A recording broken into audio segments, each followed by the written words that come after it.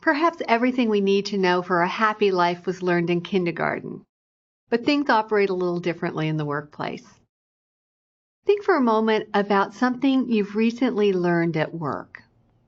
Now, think about how you learned it. Chances are that 10 to 20% of you will trace it back to training, a workshop, a webinar, a class, or some other kind of formal learning. The other 80 to 90% of you will trace it back to someone or some experience. There's a lot of talk right now about 70-20-10, this notion that organizations should structure their learning in such a way that 70% of the learning occurs through experiences on the job, 20% occurs through relationships, and the other 10% occurs through formal means.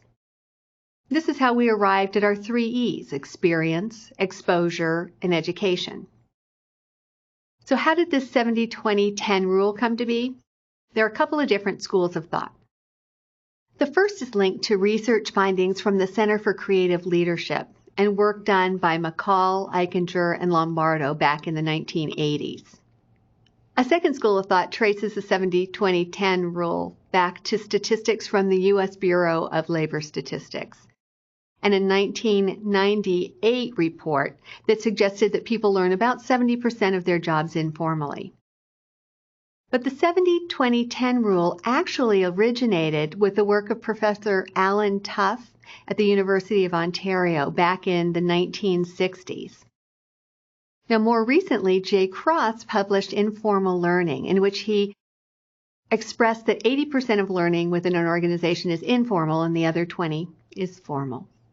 So 70-20-10, 80-20, the magic is not in the numbers. The magic is really in the mix of the 3 E's.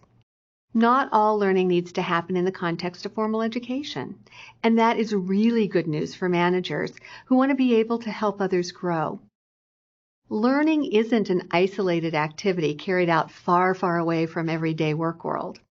Work and learning are married, which gives creative, opportunity-minded managers nearly unlimited ways to help develop employees, heighten job satisfaction, enhance retention, and deliver organizational results.